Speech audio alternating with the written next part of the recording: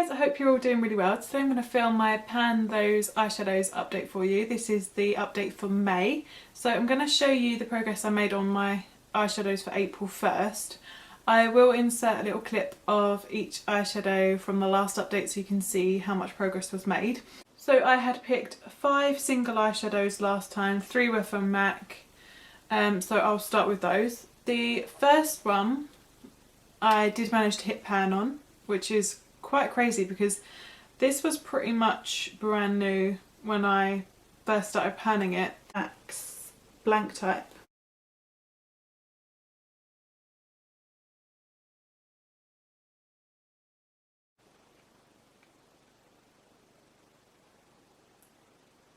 So I'm not sure how well you'll be able to tell, but there's obviously a big dip in the middle and then a little bit of pan showing. So I used this one, I started off using it underneath the eyes to set my concealer, but actually it did turn out that this has quite a pink undertone to it, and I like to use quite yellow toned concealers, especially underneath my eyes, just to cancel out the bluey purple tones. And this did pull really like pink, and it almost made my eyes look darker. Like I would conceal and they would look really bright, and then I would set it with this and it would go quite dark. Definitely didn't work how I pictured it working, in the same way that I used the light shade from my EYM palette. But what I did do was take quite a firm shading brush, and every single day I would just run my brush in it and set underneath the eyebrows, and I would sort of brighten the inner corner of my eyes with this shade as well. And obviously then using it every single day made it quite easy to hit pan on this one. So the next couple were the purpley tones. This one was Wow Factor. I'll insert a clip of where I was at last time.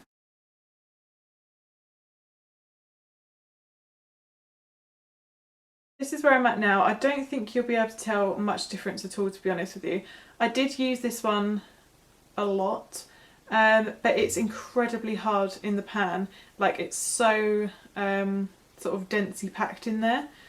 And I literally tried to scrape off a little bit of the top layer to try and remove some of the hard pan on top. But I think it's literally just the way the eyeshadow is formulated. So I tried to use a brush.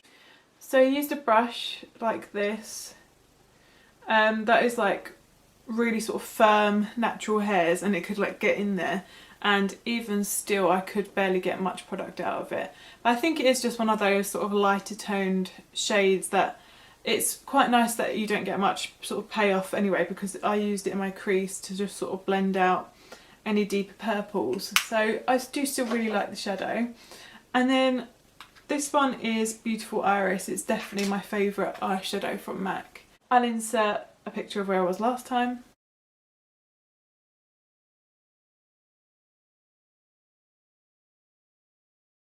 And it's just like this beautiful sort of semi-duochrome with purple and blue.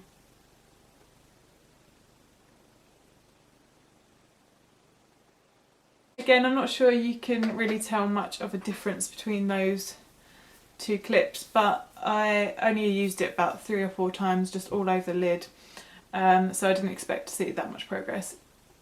And then the last, is this the last one? No, the second to last shade I panned was Creme Brulee by Makeup Geek, and I'll insert a picture of where I was last time.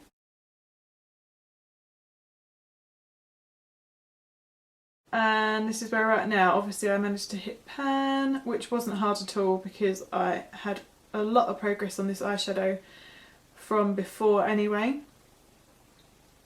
It's just the most gorgeous transition shade. Like, it's perfectly neutral. It goes with cool tones, warm tones, anything.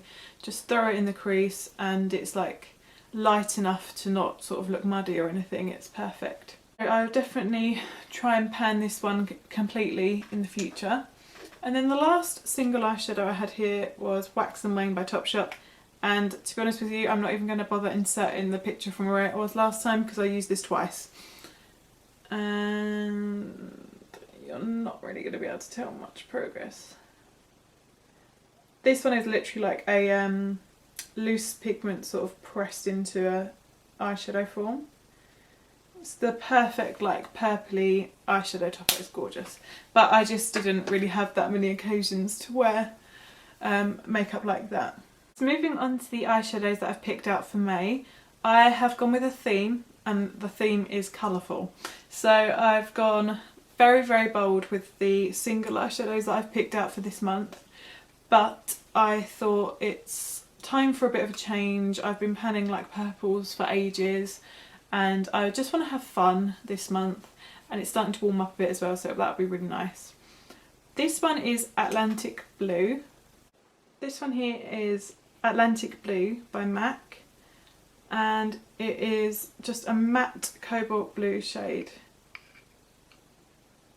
and I've barely used it, so this is why I want to get some use out of it, see if I want to keep it and if it works with my eye colour and any other looks that I want to do.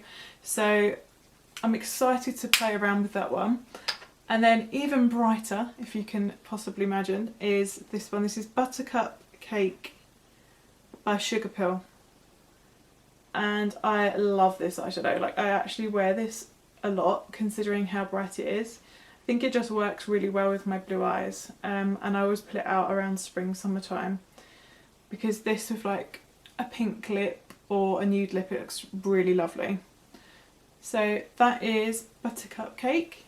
And then I have two Makeup Geek eyeshadows that sort of go together. I have Morocco, which is this bloody beautiful burnt orange red shade.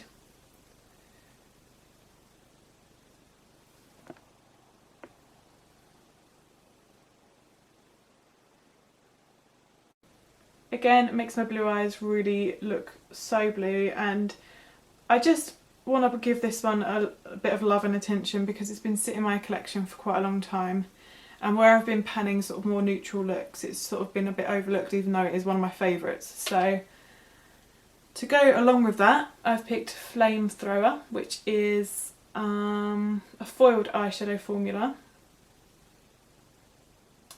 and it's basically just the shiny metallic version of Morocco. And then lastly, you know, I had to pick a neutral just to go along with these, and I've picked So Pale by Makeup Geek again, and I thought I could use this one in the similar vein to Blank Type. So if it works, I'll throw it on underneath the eyes to set my concealer, but this is quite pigmented, so I'm not sure how that's going to work, but I can give it a go. And then I'll also throw it on underneath the brow bone and in the inner corner just to brighten it up a little bit. And hopefully we can see some more pan at June's update. So that's everything from me today. I hope you really enjoyed this video, and if you did, please do subscribe to my channel. I really, really do appreciate it, and I will see you in my next video. Bye!